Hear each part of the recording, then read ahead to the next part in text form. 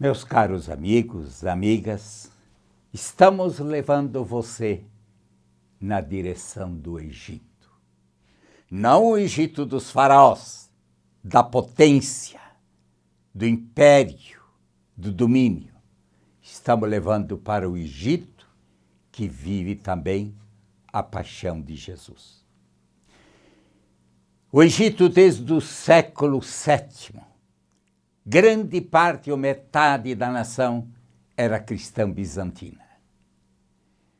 E a partir do século VII, sob o domínio do poder islâmico, que foi tomando e assumindo progressivamente o país, os cristãos se tornaram pessoas de segunda categoria. Ficaram marginalizados, vivem a dor e, principalmente nos últimos 6, 7 anos, os cristãos vivem profundamente a ameaça de serem perseguidos, massacrados e mesmo não aceitos em sua pátria.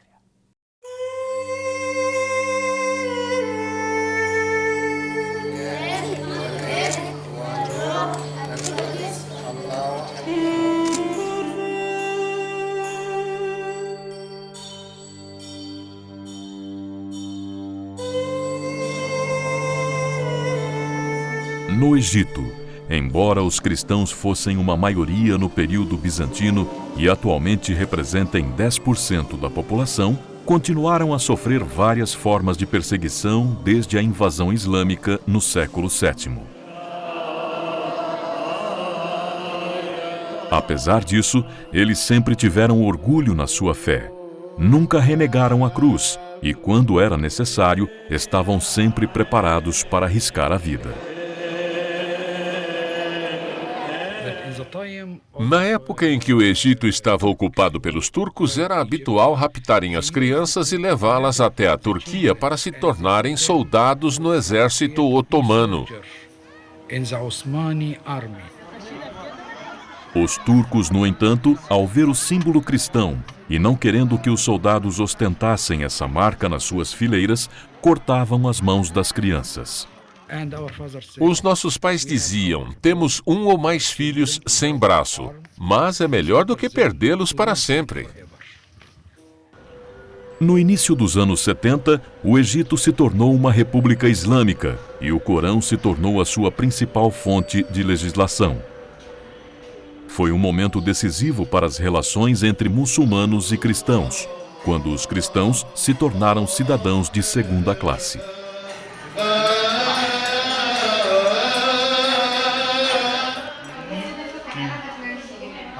Embora os cristãos constituam apenas 10% da população, em muitas regiões do país a Igreja Copta continua a ser a única instituição que ajuda os pobres e os abandonados, sejam cristãos ou muçulmanos.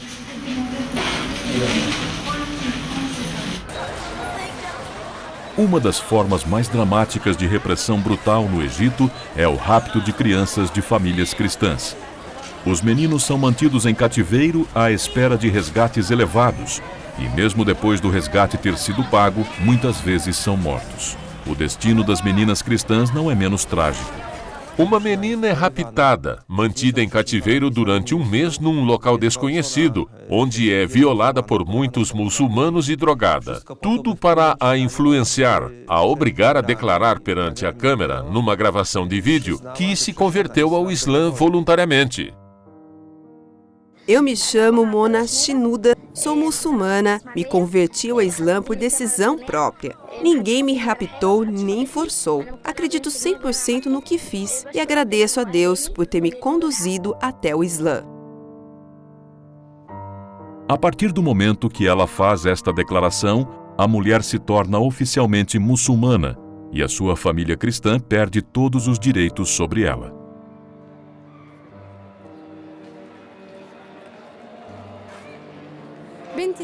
O nome da minha filha que foi raptada é Nádia. Tinha 14 anos.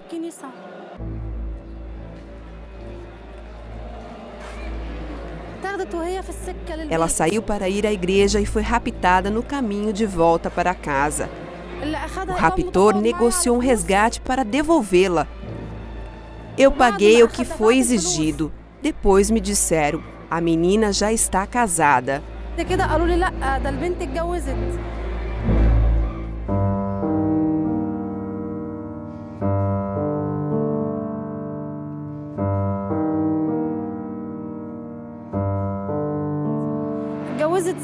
Ela tinha 14 anos na época e ele 45. As pessoas não entendem o que significa o rapto de uma filha. Nós a educamos durante 14 anos. A vimos crescer e se tornar a nossa princesa. Mas ela desaparece e não sabemos onde está. Quero que as pessoas entendam que eu perdi a minha filha, eu e muitas outras pessoas. Não sabemos onde é que elas estão.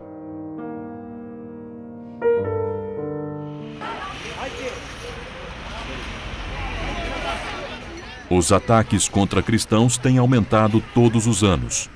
Cada vez mais cristãos têm sido feridos e mortos. Os meios de comunicação social, contudo, prestaram pouca atenção à situação do Egito, até os acontecimentos dramáticos da noite de 31 de dezembro de 2010 e do dia 1º de janeiro de 2011, quando fotografias do massacre na Igreja de Todos os Santos, em Alexandria, circularam por todo o mundo. Na passagem de ano, as pessoas se reúnem na igreja para rezar. Habitualmente são 2 a 3 mil pessoas. Estávamos junto da porta. O padre Mar tinha terminado as orações com um cântico. Às 12h20 ouvimos uma grande explosão, como um trovão, muito assustador.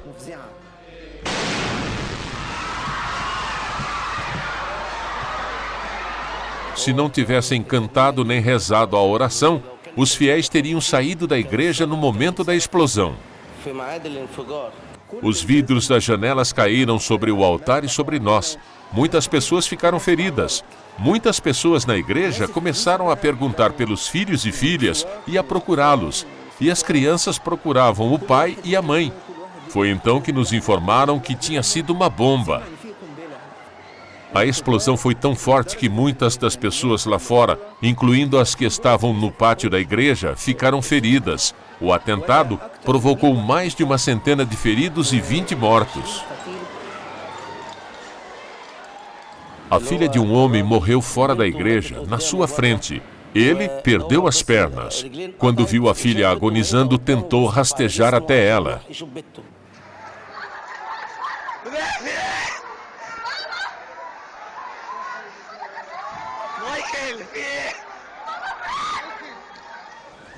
Até o dia de hoje, ninguém foi considerado culpado pelo ataque.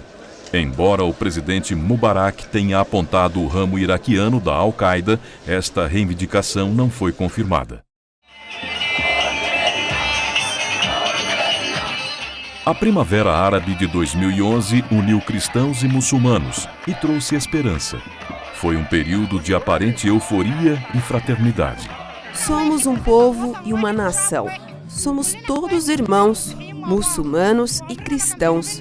Nunca fomos cristãos ou muçulmanos. Somos todos irmãos e um único povo.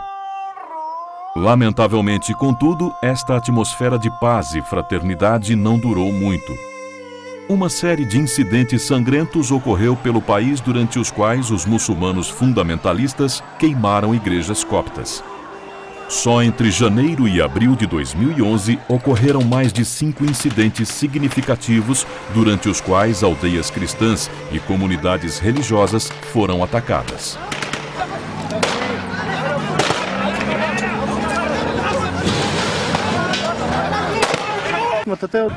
صور صور بص اليافطه خرموها ازاي صور اليافطه دي يا ابونا خد لسه عندك خد يا ابونا عد لم كل الطلبات عد يا ابونا خد امسك لم الطلبات عد يا ابونا عد.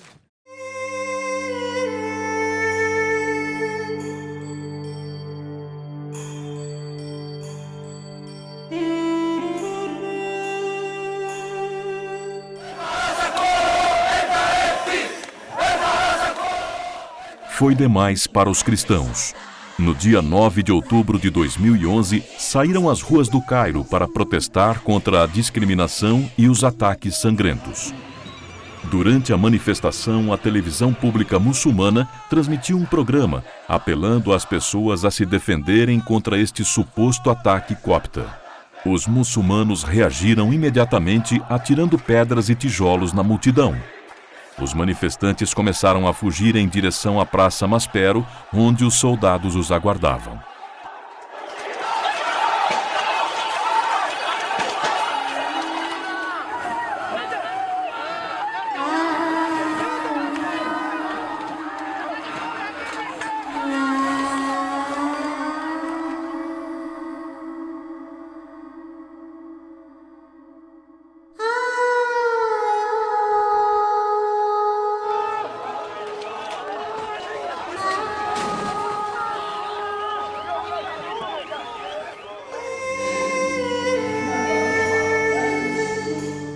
Cristãos feridos, identificados pelas suas cruzes tatuadas, foram sujeitos a mais ataques pelos soldados ao chegar à Praça Maspero. Mais de 50 pessoas continuam desaparecidas até hoje. O jornalista alemão Michael Rosman noticiou ter visto soldados atirarem às vítimas feridas e inconscientes no Rio Nilo. O massacre provocou 30 vítimas mortais, enquanto mais de 300 pessoas sofreram ferimentos graves. Contudo, a esperança voltou a nascer nos corações egípcios após a queda do presidente Mubarak. Mas as eleições foram manipuladas. A Irmandade Muçulmana obrigou os imãs a encorajar os fiéis a votar na Irmandade. Mohamed Morsi foi eleito na sequência do golpe de Estado conduzido pela Irmandade Muçulmana. Começou aí uma conspiração sem precedentes, mas o Ocidente não quer aceitar que as eleições foram fraudulentas. A nação egípcia teve que enfrentar o fato consumado e aceitá-lo como presidente. Vamos dar-lhe uma oportunidade. O seu slogan era: "O Islã é a solução", que estava escrito nas paredes por toda parte. A Irmandade Muçulmana assumiu o poder no país. Foram introduzidas leis do século VII, incluindo o casamento de meninas com 9 anos, e foi aplicada a lei Sharia. O hijab, o niqab, trajes tradicionais muçulmanos das mulheres, começaram a ser impostos em toda a sociedade egípcia. Há também uma chamada para a interpretação literal do Corão que condena o culto dos lugares sagrados e dos santos.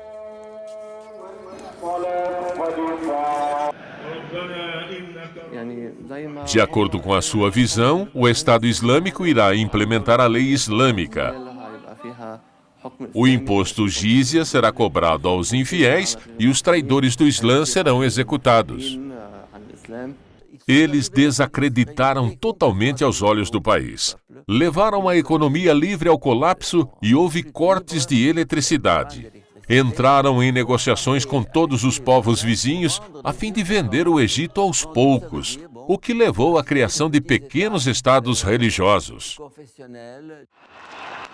Por fim, o mês de julho de 2013 assistiu à queda do governo de Morsi. 30 milhões de egípcios foram para as ruas no dia 30 de junho de 2013 para dizer: basta. Vão embora, Irmandade Muçulmana. Vá embora, Morsi. Desistam. Assim como foi dito antes a Mubarak. Vão embora.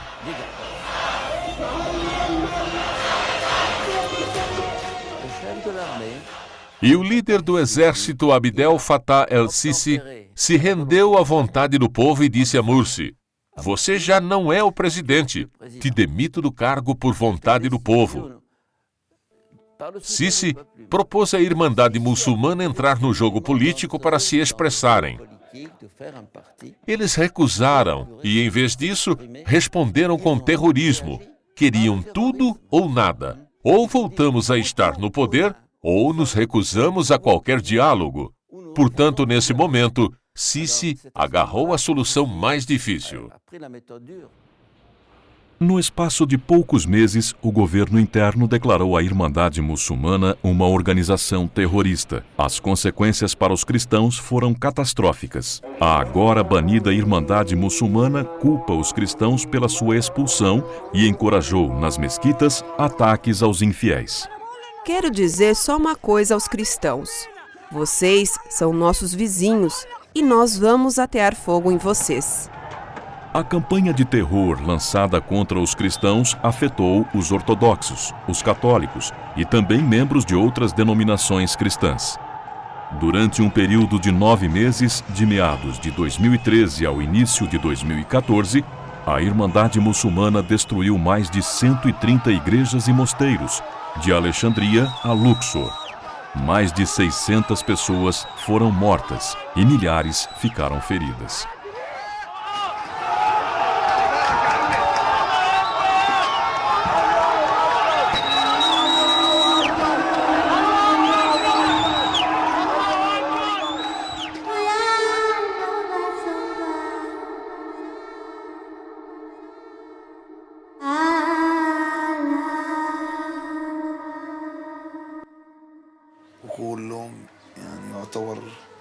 Eu fui quem sofreu menos. Alguns foram massacrados. Os rostos pareciam que tinham sido cortados com facas. Foram agredidos com chicotes de couro. As chicotadas abriam a pele como uma lâmina afiada. O governo militar prendeu centenas de líderes da Irmandade Muçulmana. Por isso, todos os que temem a perseguição e a prisão cortaram as suas longas barbas e passaram para a clandestinidade, onde ainda se encontram e atuam, organizando múltiplos ataques nas universidades e nas ruas. Em 3 de junho de 2014, Abdel Fattah el-Sisi foi oficialmente eleito presidente, desta vez com quase 97% dos votos. Uma nova Constituição foi redigida e ratificada. Inclusive, a participação cristã foi redigida e ratificada por um referendo popular. Embora os princípios da Sharia islâmica ainda sejam a principal fonte de legislação, a Constituição garante um espaço para todas as minorias religiosas. Estas medidas trouxeram a esperança de volta ao coração dos cristãos do Egito.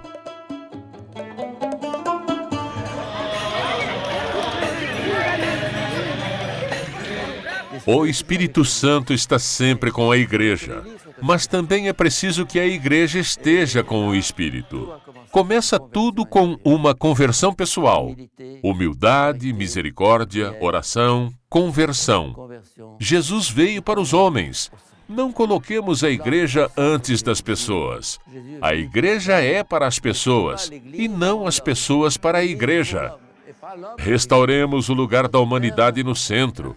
É isto que irá unir cristãos, muçulmanos, budistas, ateus, crentes e não crentes. Isto significa que é a ética que deveria guiar os políticos, e não o petróleo, o dinheiro, os euros, os dólares. O meu lema é: vamos mudar o mundo. Eu quero mudar o mundo.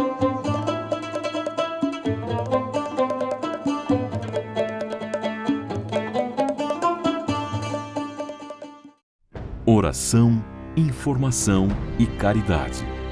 Este é o tripé em que ajuda a Igreja que Sofre e atua há mais de 60 anos. Seja no sustento de missionários e religiosas, na formação de novos padres ou na construção de igrejas, a Ajuda à Igreja que Sofre apoia projetos em mais de 140 países, tanto em regiões de missão como nos lugares de perseguição. Você pode fazer parte desta obra. Ligue agora para 0800 77 099 27 ou acesse o site www.ais.org.br e peça para receber gratuitamente em sua casa o boletim mensal da Ajuda à Igreja que Sofre.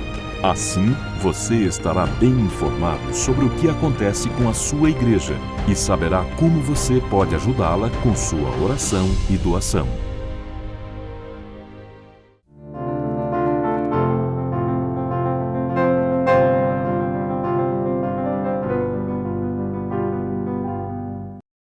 Meus caros irmãos, ajuda a igreja que sofre apresenta o Egito de hoje, ferido. Ferido pela separação, pela tensão cada vez mais progressiva, onde os cristãos são marginalizados. As mulheres cristãs são ridicularizadas. Crianças, desde pequena, a partir de 6, 7 anos, são sequestradas e feitas mulheres de alguns muçulmanos. Mais de 300 igrejas foram destruídas. É um momento de tensão da humanidade. Em nome de Deus, os cristãos do Egito esperam por nosso amor. Os cristãos do Egito, graças a Deus, a partir do último presidente, começam a sentir uma abertura de diálogo e começam a reerguer suas feridas e seu sofrimento, esperando a colaboração dos irmãos e das irmãs da humanidade. Vamos pedir que Deus conceda cada vez mais a fortaleza a nossos irmãos cristãos perseguidos, que abra o coração de uma sociedade para que, numa pátria, na diversidade de crenças e religiões, nasça o amor. E isto é só possível através da oração, do amor e da presença de um espírito novo na vida da humanidade. Ligue-nos nesse momento para 0877 099 27. Mande a sua ajuda. Nós levaremos essa ajuda para os cristãos que tiveram suas escolas destruídas, mais de 300 igrejas impedidas de viver, centenas de mortos, para que a gente reerga essa esperança, nesse momento que já há um clima mais positivo e mais esperançoso. Não basta puramente conhecer a história, os cristãos têm um compromisso de entenderem e de viverem Jesus. Jesus, ao se encarnar, assim se apresentou ao mundo como pobre para vir na direção dos mais sofridos. Ao começar sua vida pública, ele disse: o Espírito me ungiu para que eu leve a esperança, o amor, o perdão, a reconciliação, a paz e o perdão aos mais sofredores do mundo. Sermos cristãos é abraçarmos este Jesus, é assumirmos a sua cruz, é sermos solidários com a humanidade. Que o momento atual do Egito, abrindo as suas portas para um novo encontro, aonde há uma esperança de todos eles, para que cristãos e muçulmanos juntos construam uma pátria, construam uma nova civilização e um novo futuro para toda uma nação. A sua presença, a sua solidariedade, a Igreja de Jesus deve ir na direção dos irmãos que no mundo sofrem. Que o Pai Eterno, em nome de Jesus, pela ação do Espírito Santo, nos abençoe e nos dê a coragem da missão e do amor fraterno. Queridos irmãos, ao ver esse documentário, eu lhe peço, não são todos os muçulmanos assim, mas infelizmente os extremistas cada vez mais geram ódio e nós cristãos temos que gerar o amor. Vamos ajudá-los?